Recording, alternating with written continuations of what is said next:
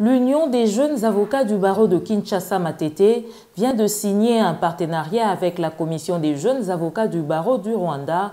Le président de l'UJA circonscrit l'événement. Les jeunes avocats du barreau de Kinshasa-Matete doivent se réjouir de réaliser ce premier geste à l'égard de ses confrères de l'Afrique centrale, ici en l'espèce la Commission des jeunes avocats du barreau de Rwanda.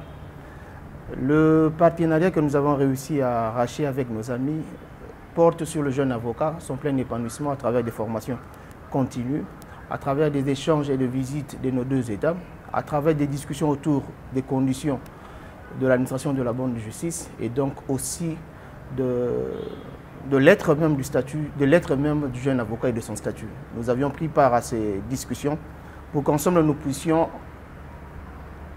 mettre des actions communes qui puissent valoriser le statut du jeune avocat et permettre à ce que ce dernier soit non seulement considéré comme étant avocat à part entière, mais qu'il contribue à l'éclosion de la justice et donc à l'avancement de ce ministère d'avocats professionnels.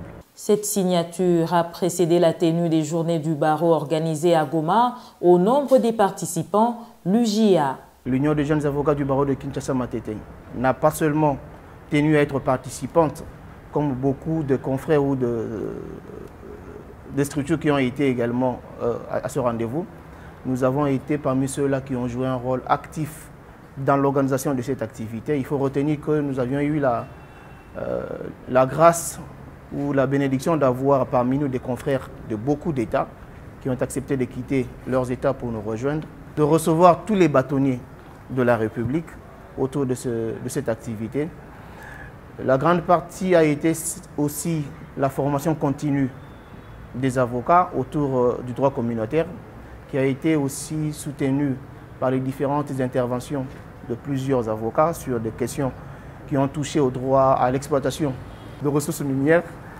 Et donc sur cette base-là, je crois que les participants sont rentrés un peu défiés par ces enseignements et presque surexcités de pouvoir entamer cette science en termes de formation et d'expertise. L'exploitation des ressources minières, rôle de l'avocat, c'est le thème retenu pour célébrer les JDB. Quelle en a été l'opportunité pour l'UJA? Deux défis pour l'UJA. Le premier, c'est cette interpellation qui a été faite à l'avocat, de manière générale, à ce qu'il puisse s'imprégner de toutes les questions qui touchent à la nation et surtout sur cette question qui a été la thématique de ces journées, l'exploitation minière. Parce que non seulement qu'elle est une source de richesse pour l'État, mais elle est aussi une source de conflits avec beaucoup de multinationaux. Et nous savons donc la situation de notre population par rapport à cette exploitation.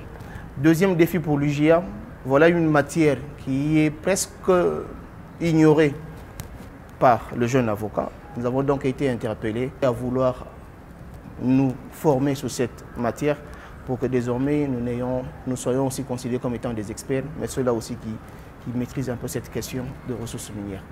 L'Union des jeunes avocats n'a qu'une seule obsession, à en croire son président. Elle vise l'excellence, mais aussi une justice équitable pour tous les justiciables, quel que soit leur rang social, car pour lui, tous les citoyens sont égaux devant la loi.